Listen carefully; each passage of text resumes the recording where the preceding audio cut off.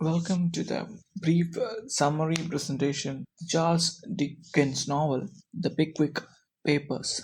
The novel is also by the name Posthumous Papers of the Pickwick Club, or the Pickwick Club in short. The novel was serialized in the year 1836 and it was published as a book in the year 1837. Like many of the other books of Charles Dickens is published in the day. Some important facts related to the novel happens to be the first Charles Dickens. Charles Dickens' non-fictional short pieces, later collected by the name Sketches of Boz, was greatly successful during that time, and it inspired and the publishers asked Charles Dickens to write a novel, and the result was Pickwick Papers.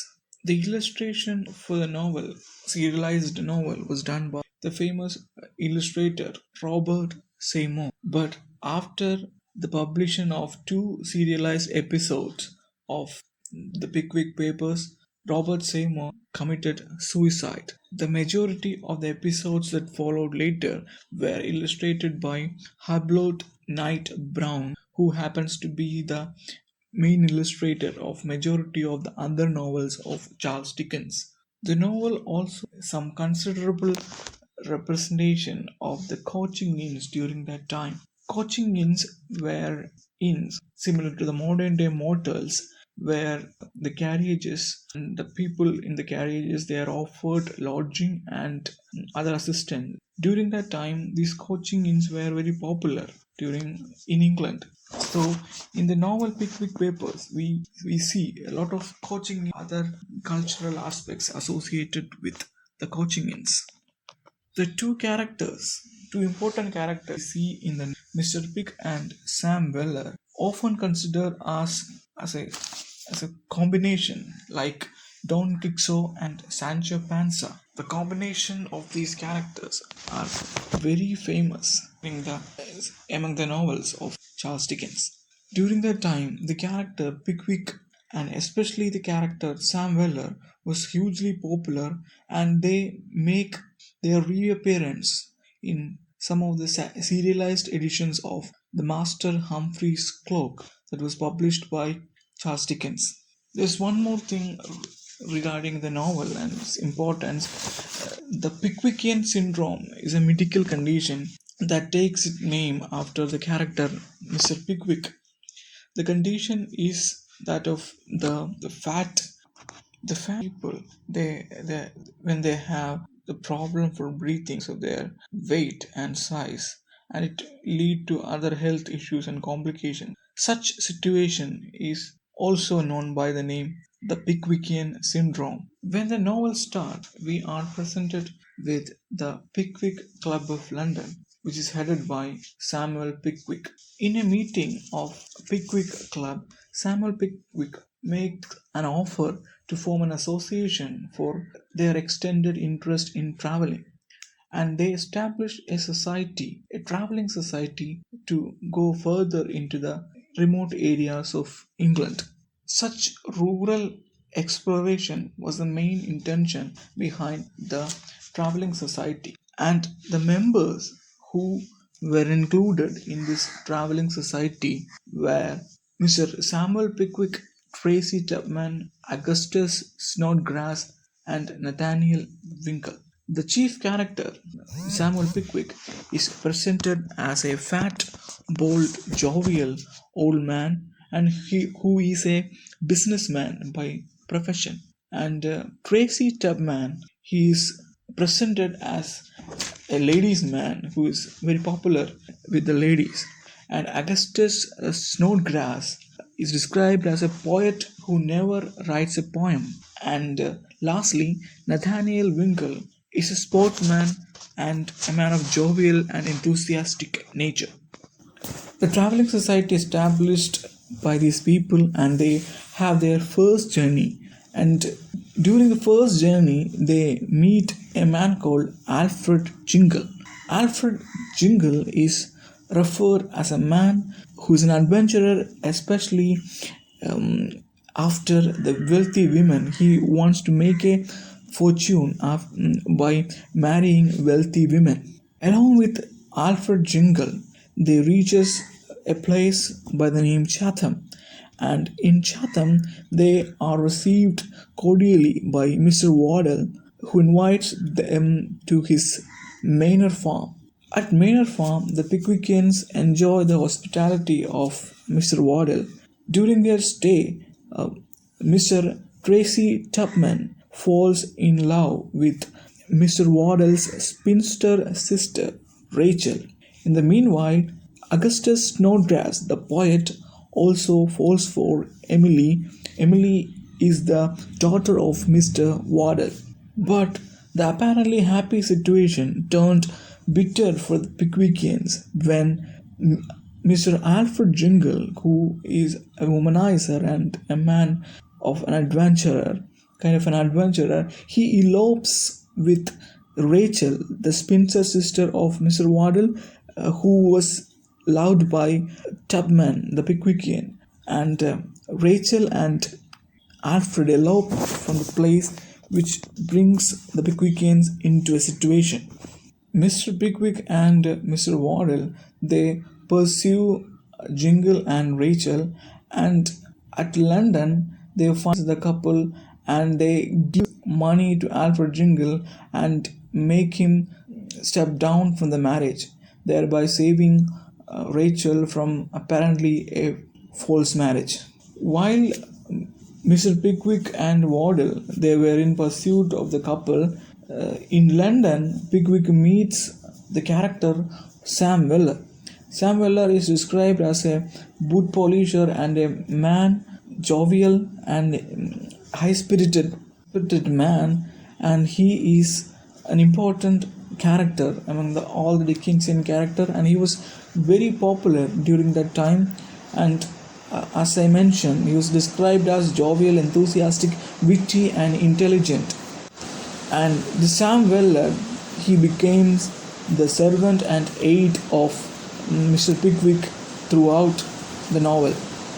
Sam Weller's father, Tony Weller, also appears many times during the course of the novel, and he is also a very funny character or comic character in the novel. He always talks about the dangers of matrimony, and he has his own personal philosophy related to marriage, and he appears throughout the novel in certain intervals and provide some kind of comic relief. After the episode in London, Pickwick returns to his own place and he meets his landlady, Mrs. Brattle. And to his landlady, he disclosed that he has taken a servant, that is Mr. Sam Wells. Mrs. Brattle, who had a kind of soft corner towards Mr. Pickwick, and also the ambiguous way in which Mr. Pickwick told about the servant, Mrs. Brattle, she got a misconception that Mr. Pickwick is proposing to her. Actually, Mr. Pickwick had no intentions as such, but in the emotional turmoil, Mrs. Brattle fainted and Mr. Pickwick held her in his arms. In the nick of time, other Pickwickian members, Tracy Tubman, Augustus Snodgrass, and Nathaniel Wingle, came there. And when they saw Mrs. Brattle in the arms of Pickwick, they misunderstood the situation. This confusion is carried throughout the course of the novel. In a later episode, the Pickwickians go to Aitonsville for an election. In Aitonsville, they stay at Mr. Port, who was the editor of a local newspaper, and they have a very good time at the place of Mr. Port.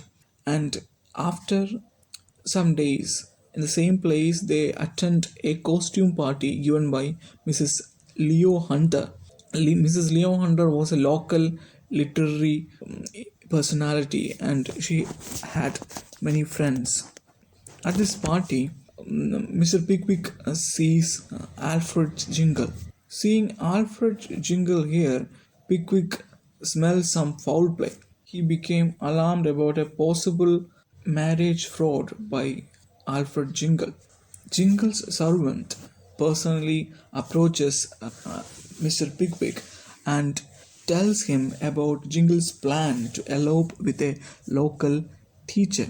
Actually, this was a trap set by Jingle, and the servant was the player in it. Mr. Pickwick and Pickwickians intervenes in this situation, but it turned out to be a hoax and they loses their face before the community. During this situation, all kind of crazy things happening around them, they receive the notice for Mrs. Brandel's lawsuit. Not Brandel, but Mrs. Bradel. Even after receiving the lawsuit from Mrs. Bradel, Pickwick never yields for a compromise with Mrs. Bradel and he decides to face the lawsuit head on. The Pickwickians returns to the Wardell farm for Christmas celebration and the wedding of Mr. Wardell's daughter, Isabella. The poet Snodgrass has already fallen for Mr. Wardell's daughter Emily, and their relationship continues during this course of time. And Daniel Wingle, during these celebratory times, falls for Arabella. Arabella is a friend of Emily's. Arabella is a friend of Emily. Things get complicated further in the year 1831, February 14. Pickwick is prosecuted for the breach of promise that he made to Mrs. Bradel. Pickwick is sent to the Fleet prison for debtors. This prison is very famous. It's a historical place. John Donne, the poet John Donne, was also incarcerated in this jail for his marriage with Anne Moore. But in jail, the Fleet prison, things get complicated when Pickwick finds Alfred Jingle and his servant already imprisoned there. During the course of their stay at the jail, Alfred Jingle gets the compassion of Mr. Pickwick.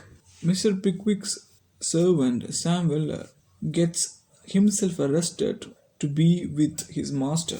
Everything turns full circle when Mrs. Bradel herself gets in jail because she failed to pay her lawyers for the lawsuit that she carried out against Mr. Pickwick.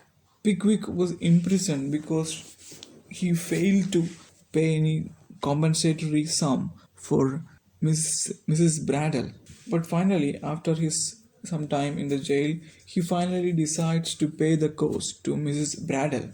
And when he returned from jail, he tried to fix Arabella's marriage with Winkle. As he reconciliated with Alfred Jingle during his stay in jail, he pays Alfred Jingle some money to go to West Indies and start everything anew. Meanwhile, Emily Wardale and Snodgrass decide to elope and get married, but when Pickwick come to know that about the plan, he tries to talk with Mr. Wardale and he fixes the marriage between Emily Wardale and Snodgrass. Pickwick's servant Sam Weller gets married to a maid named Mary. So every character in the play in the novel, they have a happy ending. Their life all settled with the intervention of Mr. Pickwick. Pickwick stays back at his own place, and at the end of the novel, we see Pickwick relaxing, and he is now the godfather of many children, many of his friends from Pickwick Club.